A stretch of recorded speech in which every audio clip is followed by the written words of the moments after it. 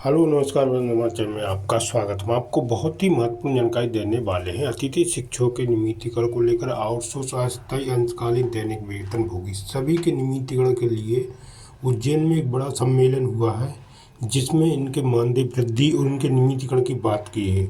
बोला गया है कि जल्द से इनका नियमितीकरण किया जाना चाहिए, नहीं तो संगठन की ओर से बड़ा आंदोलन किया जाएगा, इनका भविष्य सुरक्षित करे सरकार। इसको लेकर एक बड़ा सम्मेलन हुआ था उज्जैन में, जिसकी मैं लाइव वार्ता आपको सुनाने वाला हूँ। क्या कहना संगठन के पदाधिकारियों का और शासन का क्या कहना, इनकी मांग को लेकर कब तक पूरा करेंगी, कब तक अतिथि शिक्षक और अस्थायी कर्मचारियों का भविष्य निश्चित होगा और उनका वेतन वृद्धि होगा, इसके संबंध में लाइव वार्ता में सुना रहा हूँ। तो आप वीडियो में बने रहें, वीडियो पूरा देखें। वीडियो अच्छा लगे तो लाइक करें और चैनल को सब्सक्राइब बिल्कुल न से अपडेट पाने के लिए। भारत माता जय, भारत माता जय। सर्वप्रथम मैं भगवान विश्वकर्मा के चरणों में नमन करते हुए श्रद्धेय दत्तोपंत ठेंगड़ी जी ने 1955 में जिस विचार और श्रमिक क्षेत्र की परिस्थिति के आधार पर भारतीय मजदूर संघ की स्थापना की, उस भारतीय मजदूर संघ के मध्य क्षेत्र के क्षेत्रीय संगठन मंत्री सम्मानित श्री सी बी राजेश जी और इस सम्मेलन की अध्यक्षता कर रहे अतिथि शिक्षक संघ भारतीय मजदूर संघ से संबद्ध उसके प्रदेश अध्यक्ष श्री तूफान शर्मा जी और जिन सभी भारतीय मजदूर संघ के ज्येष्ठ कार्यकर्ताओं बंधुओं का हमको अभी मार्गदर्शन प्राप्त हुआ, ऐसे हमारे विभाग प्रमुख और वरिष्ठ कार्यकर्ता हैं। और इस कार्यक्रम की, इस सम्मेलन की शोभा बढ़ा रहे सम्मानित अतिथि शिक्षक साथियों, जैसा कि हम सभी को विदित है, भारतीय मजदूर संघ का नारा है कि राष्ट्र हित में करेंगे काम और काम के लेंगे पूरे दाम।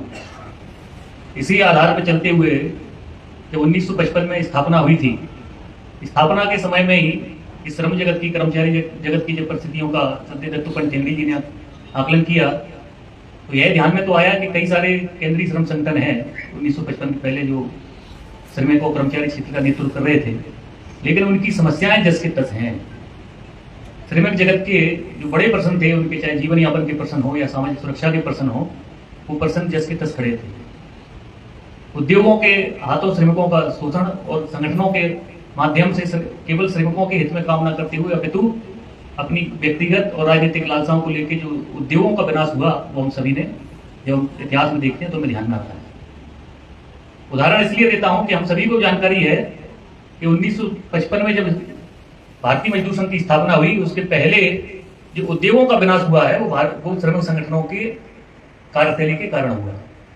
और उसमें दो चीजें हमारे सामने आती हैं कि उद्योगों के विनाश के कारण श्रमिक जगत का, श्रमिकों को जो रोजगार के जो अवसर मिलते हैं उनसे भी श्रमिक वंचित रहे, और उन रोजगार के माध्यम से जो जीवन यापन, घर चलने का जो विषय होता है, वो भी कहीं ना कहीं एक समस्या के रूप में खड़ा हुआ।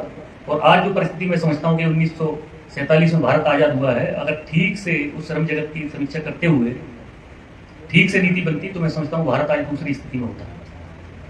लेकिन ये बात कहते हुए भी मुझे गर्व का अनुभूति होती है कि जिस भारतीय मजदूर संघ की 1955 में स्थापना हुई, स्थापना के समय से ही एक ध्येय के साथ कि एक ऐसा संगठन होना चाहिए जिसका एक ही ध्येय हो, श्रमिकों का हित, और श्रमिकों के हित के साथ साथ इस राष्ट्र का भी हित उसमें निहित हो, उद्योगों का भी हित में निहित हो। तो एक सीधी सी बात कहूं कि राष्ट्र हित और उद्योग हित की चौखट में रहते हुए श्रमिक का हित कराना, ऐसे ध्येय के साथ निरंतर 70 वर्ष से भारतीय मजदूर संघ चल रहा है।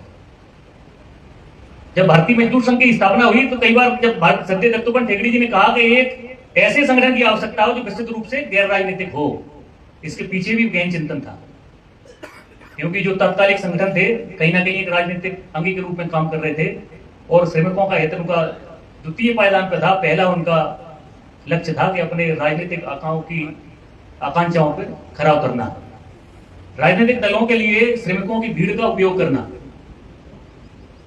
लेकिन जब दत्तोपंत ठेंगड़ी जी ने बात कही कि विशुद्ध रूप से गैर राजनीतिक संगठन हो, तो श्रमिक जगत के जो लोग थे, श्रमिक क्षेत्र के जो लोग थे, उन्होंने उसको हास्य के रूप में लिया। यह भी संभव है कि सरकार के बिना सहयोग के, राजनीतिक दलों के बिना सहयोग के कोई श्रमिक संगठन चल सकता है। और दूसरा, जब ठेंगड़ी जी से प्रश्न किया गया कि आप इस राष्ट्रीय संगठन का, अखिल भारतीय संगठन का निर्माण की जो घोषणा आप कर रहे हैं, वर्तमान में आपके पास कितने सदस्य हैं, कितने कार्यकर्ता हैं, कितने कार्यालय हैं, तो ठेंगड़ी जी ने कहा कि हमारे पास कोई कार्यकर्ता नहीं है। कोई कार्यालय नहीं है।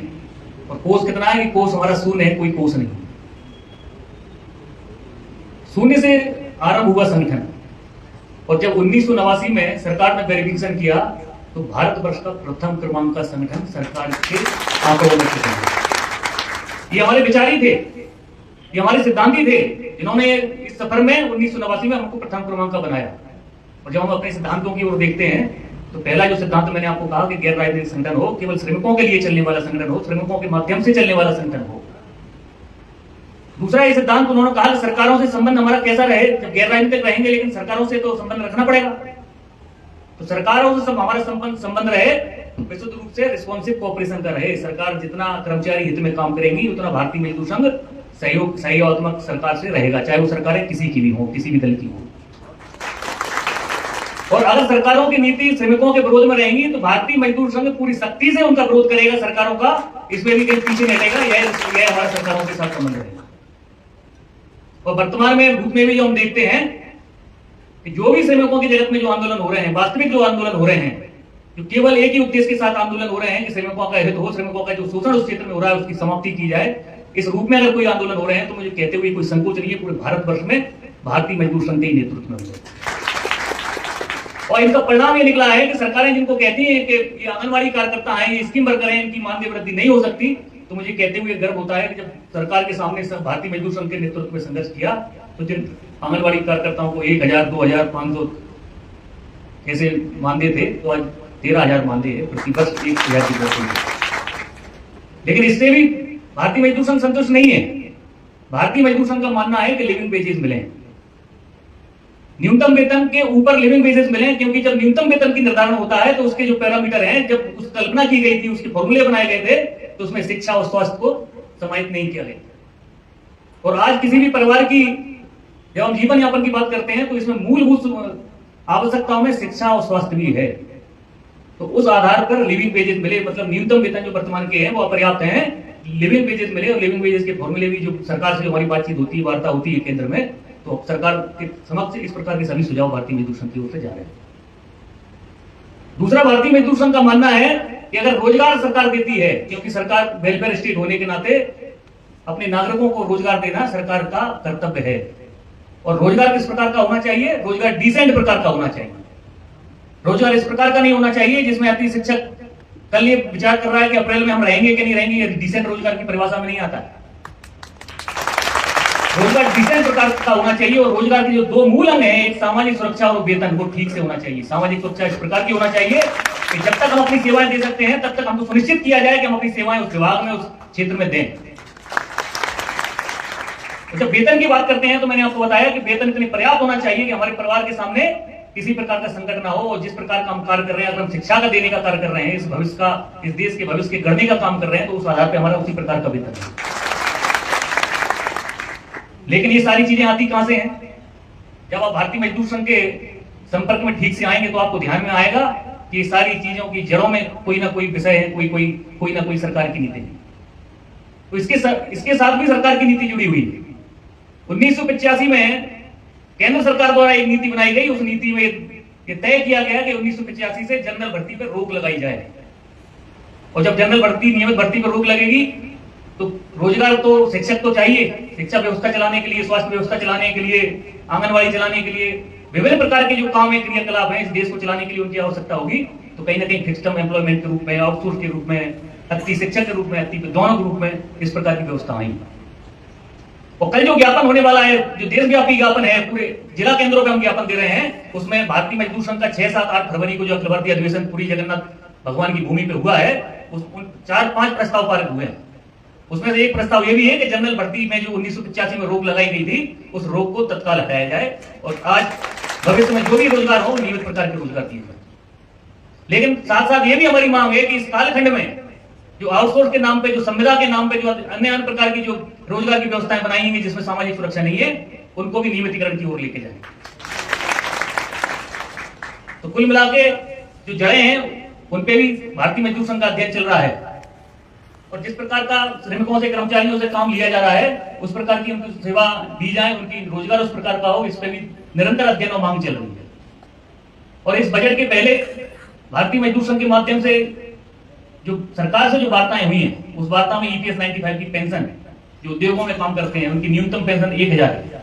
अब 1000 में क्या कल्पना नहीं की जा सकती, उसको 1000 किस नाते दे रहे हैं, सम्मान के नाते दे रहे हैं, किस नाते दे रहे हैं। कहीं समय होगा जब उसको निर्धारण किया होगा न्यूनतम वेतन का, आज से 20-25 साल पहले जब भी हुआ हो, उस समय उसका हो सकता है कोई मूल्य हो, लेकिन आज के समय में 1000 न्यूनतम पेंशन, मैं समझता हूं कि ये मजाक है, उन श्रमिकों के साथ ये उनका असम्मान है। तो भारतीय मजदूर संघ ने मांग की है कि न्यूनतम पेंशन 7500 की जाए, और ऐसे कोई विषय नहीं है जिनको भारतीय मजदूर संघ ने संज्ञान में नहीं लिया है। और हाल ही में चाहे केंद्र सरकार के माध्यम से जो केंद्रीय कर्मचारी हैं, राज्य के कर्मचारी हैं, संविदा कर्मचारी हैं, ठेका श्रमिक हैं, सभी की मांगों को भारतीय मजदूर संघ ने गंभीरता से संज्ञान में लिया है। उसी प्रकार से जब अति शिक्षकों की बात होती है तो तूफान शर्मा जी से निरंतर बातचीत होती रहती है, और तूफान शर्मा जी के माध्यम से या अति शिक्षकों का जो नेतृत्व हमारा, उसके माध्यम से भारतीय मजदूर संघ के संज्ञान में अति शिक्षकों के समग्र विषय हमारे बीच में आए हैं।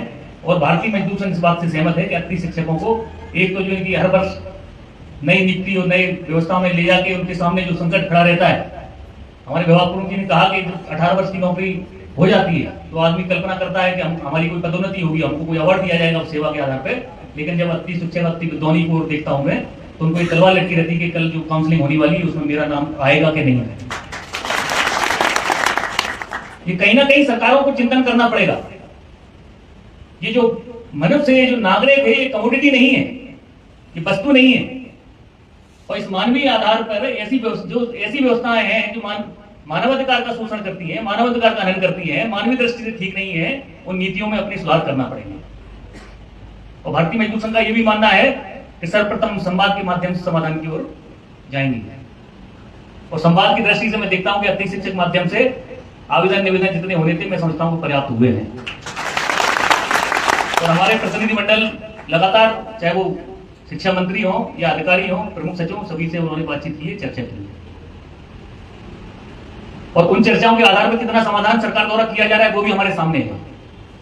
और अतिथि शिक्षकों के विषय में सरकार ने बिल्कुल भी गंभीरता से नहीं लिया है, और आज वो निरंतर काउंसलिंग कर रहे हैं, हर रोज अतिथि शिक्षकों को निकाल रहे हैं और नए युवाओं को रख रहे हैं।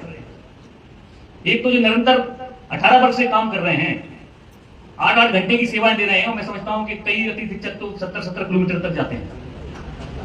उनके आने जाने में 2-2 घंटे का समय लगता है, तो पूरा दिन सुबह से घर से निकलते हैं टिफिन लेके, और शाम को रात घर लौटते लौटते रात हो जाती है।